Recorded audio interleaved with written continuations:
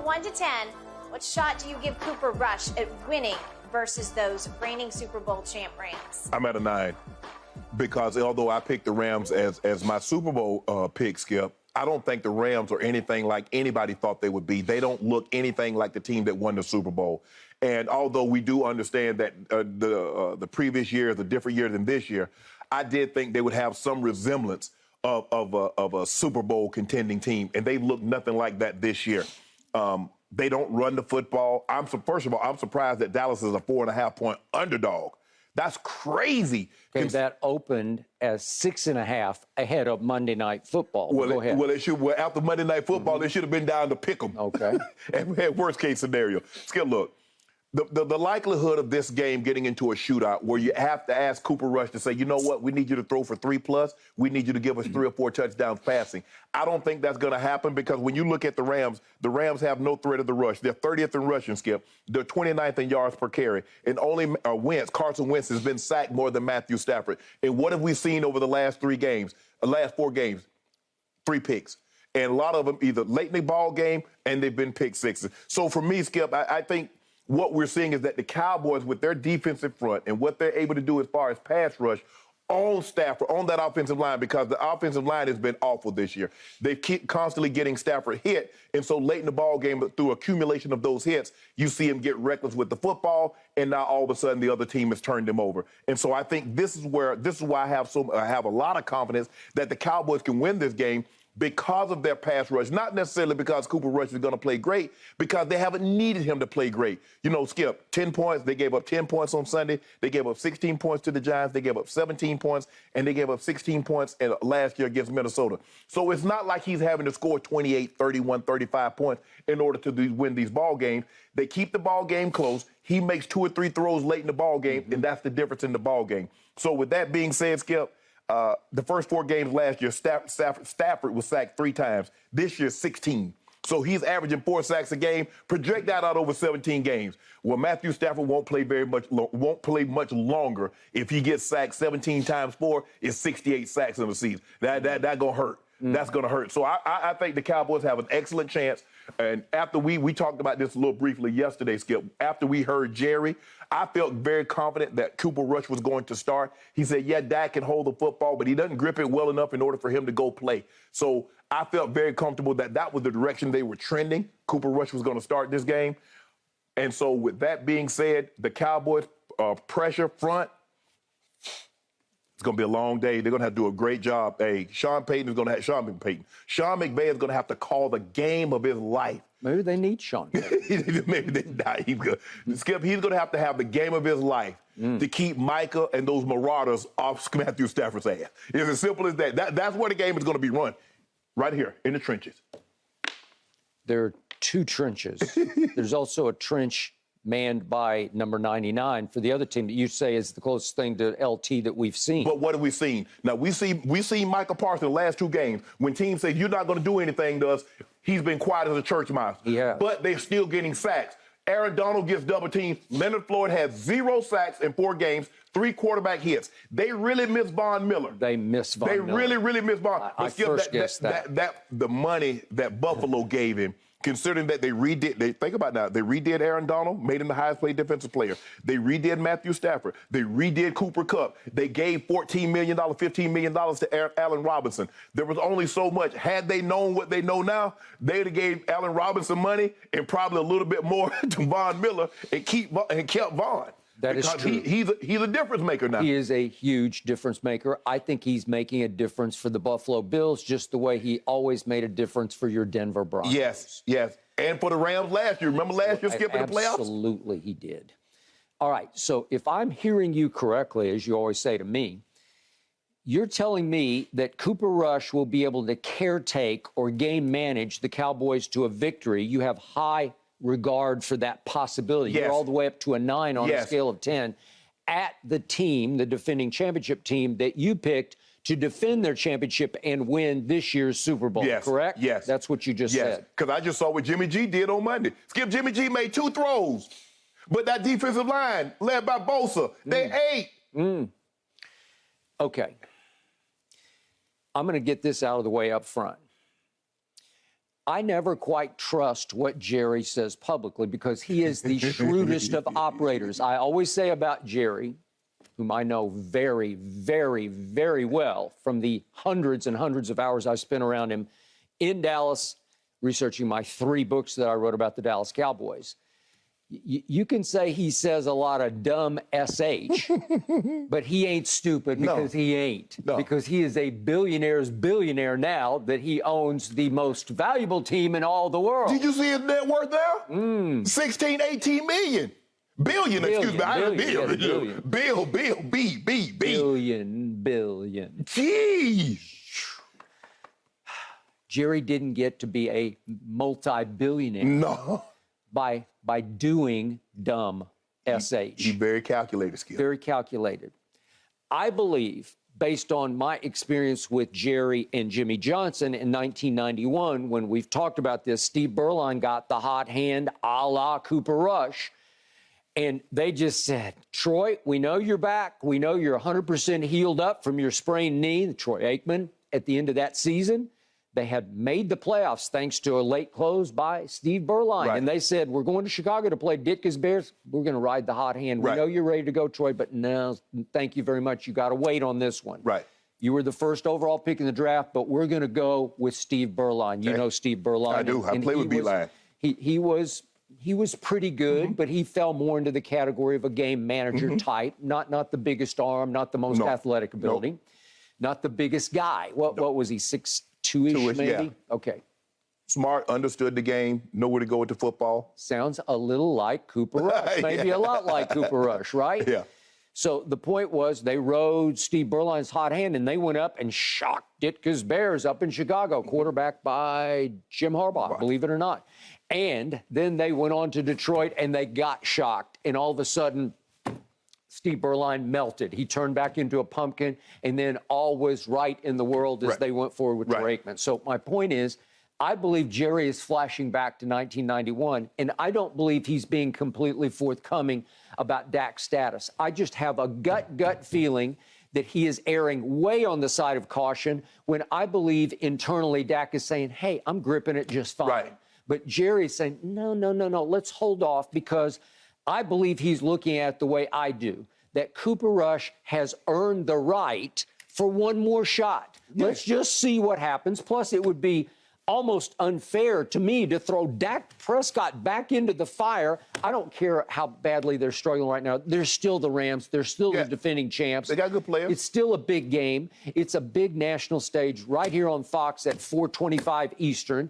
And it's a tall order for a quarterback who's missed a month to get thrown back in with the bar raised up here about 5 notches by Cooper Rush. But you do understand, the more that you say, okay, give him one more game, and he plays and he wins that game, I got it. You know what happens. Okay, but you have to just literally take it a game at a time and see what happens. Okay. Is it possible that 1991 is about to repeat itself, that Cooper Rush is going to come out here to L.A. and shock the Rams 17-13 the way the Cowboys did in 91 at Chicago, and then maybe Cooper Rush goes to Philadelphia for, is it a Sunday night game? I think it's Sunday night. Sunday night. Well, that'll be the game of the year up to this point, right? Yeah.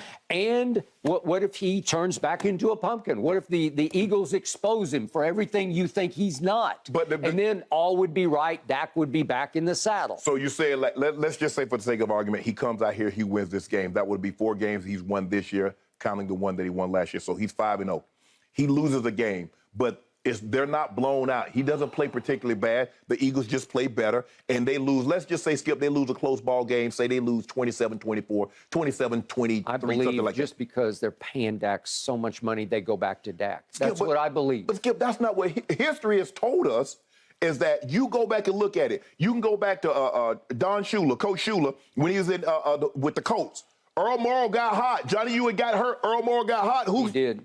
Who kept it going? You keep it coming. Jeff Hostetler and Phil Simms, Tom Brady and Drew Bledsoe. Skip, at the time, Drew Bledsoe was the highest paid player in the NFL. He was. Coach Belichick said, I don't give a bleep. He didn't. I just believe, and you said, this is what you said. You said that you believe that Cooper Rush is playing currently better than Dak has played any time over the last year.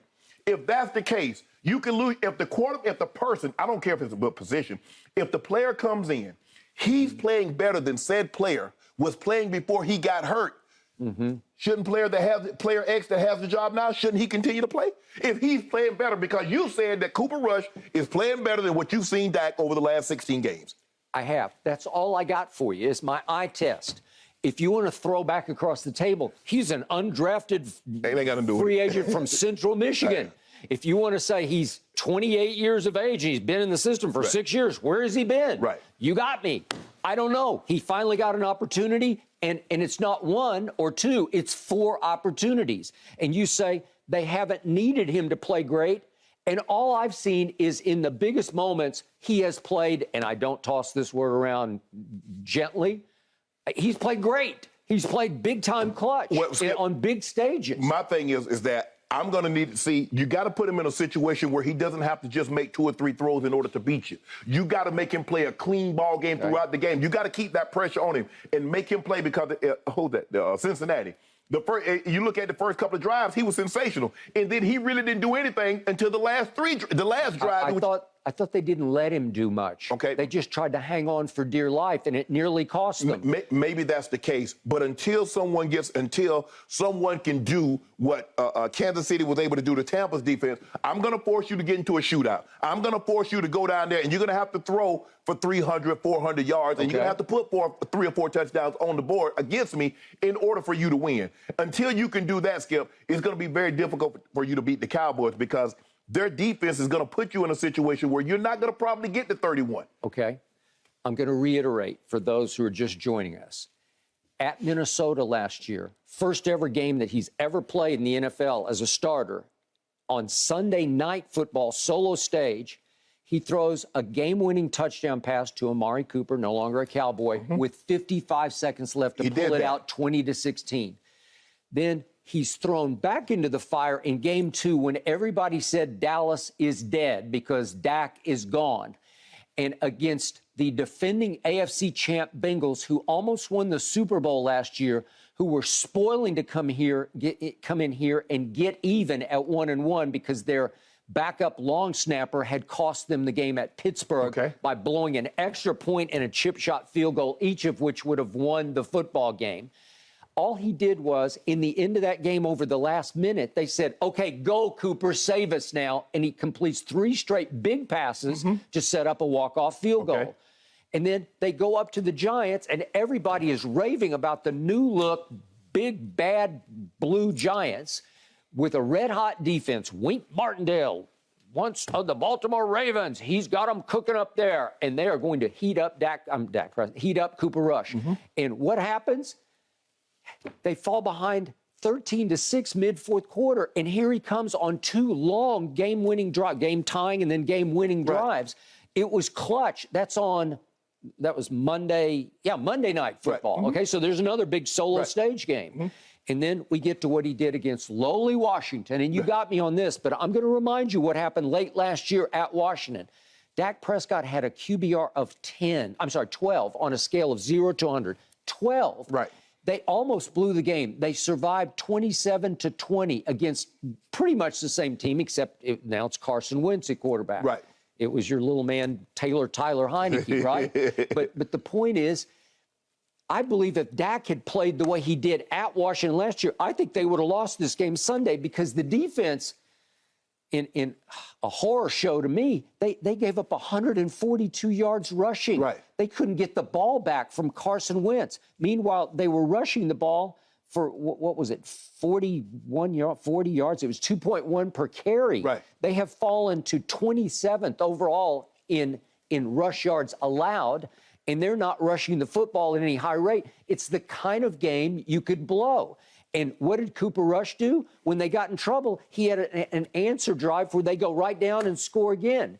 And you say, well, what throws does he make? I just want to remind, in case people missed the game on Sunday, that they faced a huge 3rd and 8 on the tying touchdown drive. Right. It's the go-ahead touchdown drive.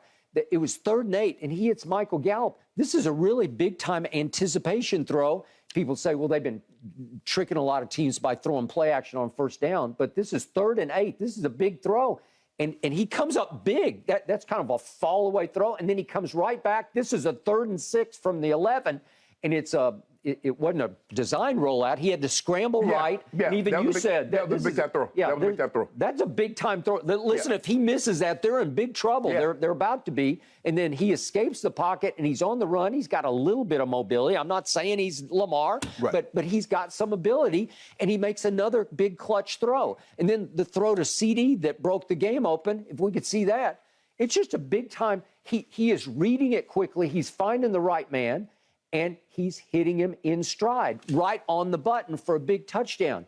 What is he not doing? He hasn't turned the ball over one time. He's 4 touchdowns to 0 interceptions. And would you believe they're tied for the lead in the NFL with, guess who? The Philadelphia Eagles on giveaways because they're one. They got one. But and see, Skip, think about what you just said. In 4 games, he has 4 touchdowns. That's not going to win you a whole lot of games if you up under the gun. You look at these scores: 2016 against the Vikes, 2017 against the Bengals, 23-16 against the Giants, 25-10 against the Commanders. So that's what I'm saying. Yeah, 4 touchdowns. If you only having to get 1 touchdown per game, in order for you to win. But when he was asked, he answered all 4 times. He answered with clutch throws. I need him to take test after test throughout the course of the game. Not take the test the last 3 minutes of the ball game, or not take the test in the first quarter of the ball game to answer a 7-6 score. I need him to continuously be up under the gun, and that way you can properly evaluate him. I just think the thing now is that they're not asking a whole lot of him. He knows that the likelihood of me having to get to 28 points, I don't really need that. Look at our defense. And so give him credit, Skip. He's not put the ball in harm's way. The one thing when you're playing an outstanding defense is don't put them on a short field. Don't put them right back on the field after they've given you the ball, after they've gone out, got a 3 and out or got a drive and they stopped the drive and forced the punt. Don't put them back on the field. And he's done a great job of that, of not turning the football over. But unless the Rams can put him under the gun, it's going to be a long day for the Rams on Sunday. Okay. Have I seen Cooper Rush explode to start a game and put them up 28-0 with 4 touchdown passes? I haven't seen that yet. They don't run the ball very well. I'm not sure they have the firepower to do quite that. Right. Have I seen him come back from 28-0 down to tie the game? I have not, because he like you saw Dak do against Green Bay in the playoff, or you saw him do against Atlanta. Even against the Cleveland Browns, Skip, they were down by a whole bunch, and here he comes. He did. They didn't win. They didn't win, but they came way back. So let me ask you this. If there's a situation where where Cooper Rush is under the gun like that, they're down 20, 21 points, do you feel comfortable that he could bring them back? I have no idea, because I haven't seen it yet. But my point back to you is, I give you that. My gut would tell me no. Like, I'll take Dak in those circumstances. If you're hopelessly behind, I'll take Dak. I've seen him do it 5, 6 times. It doesn't always turn out well in the end. I don't get the dub. I still have one of those empty calorie L's that you scorch him for. Yes. But the point is, you always say, well, how did they fall behind, whatever it is, 28-6 or whatever? You say, did they get the football? Yeah, they had the football too. Well, a lot of times he's turning it over, he's missing a big throw, and all of a sudden, or they just come out absolutely flat on offense. And maybe it's because it is Cooper Rush. My team's not coming out flat on either side of the ball. They're coming out strong on both sides and asserting themselves like, we are here to stay. We don't care how good you are, Bengals. We are in this football game from the start. I think the thing is, Skip, is that sometimes when you have a great player, you're like, oh, we're going to be okay. We start flat, Skip, we fall behind 10-0 or 14-3 or something like that. Oh, we good. You know the likelihood of when you have your backup, you must be on your best behavior, both offensively, defensively, and special teams, and they play accordingly. So really, he's never had a situation where he's been down at least 10 points. He has not. Forget, Skip, I'm not even talking about 14, 21. I'm talking about 10. I mean, the most points he's been behind is what? 3, 7, maybe 7. I don't know if it's... Well, it'd be 13-6. 13-6, so 7 points, yeah. And he got the ball. They got the ball, and guess what? He went right back down the field. They went up by 14-13. So can the Rams put him in a situation where he's down 10, and all of a sudden he can't run the football? Now you says, okay, unleash the hounds. Okay, so I don't love my defense getting run off the field, because that's shades of 2 years ago. Rams can't run it. Okay, I would give you that. It seems like a favorable matchup in that they can't take advantage of what you're not doing well. Correct. And yet you do rush the passer, which they can't seem to plug and stop. Correct. Okay, so I got chances there maybe to survive on defense, maybe to keep the score lower. If it is a low-score game, if it's around 20-ish, it favors you. I got a chance with this guy because this guy, this is all I know about Cooper Rush. I believe this. I might eat these words, but I don't believe he will embarrass me as a Cowboy fan because he has not come close to embarrassing me one time. Right. I'm talking about unraveling. I'm talking about haywire gene, where you just fall all apart and start throwing it to the other team or coughing it up on strip sacks. Well, right now, Skip, all of you asking me to do is go to the county fair dance. At some point in time, I'm going to ask him to go to the Oscars. I'm going to ask him to go to the Met Gala, and I'm going to see if he can get dressed up and perform there. You know, I don't think the county fair dance is on Sunday night national TV or Monday night national TV, and I've seen him go to the Met. No, but what I mean, I'm going to ask him. Maybe he's just playing third cello. No, right now. As sooner or later, Skip, somebody's going to put him under the gun, and he's going to have to go get 28. He's going to have to go get to 31 now. Maybe not. Yeah. Maybe my defense is good enough just to hang in. No, every great defense has had that one game. You saw Tampa had theirs the other night. The Ravens have had theirs. The 0-2 Bucks. The 12 or the 13 Seahawks. Everybody's had that game in which they've given up 30. The question is, if they give up 30, can your guy Cooper Rush go get you 32, 34? And my answer to that is, I don't know. I actually wouldn't mind seeing that. No, you would mind. I wouldn't actually. Exactly. Yeah. Well, here we go. We will find out, like gentlemen. Cooper Rush. Coming up on the NFL on Fox, Skip's Cowboys lead this series all time, 14-13. But Shannon, your Rams have won the last 2 out of 3. Thanks for watching, Undisputed fans. Subscribe here to get the very latest from Skip and Shannon. Plus, go watch a few segments from our other shows on FS1.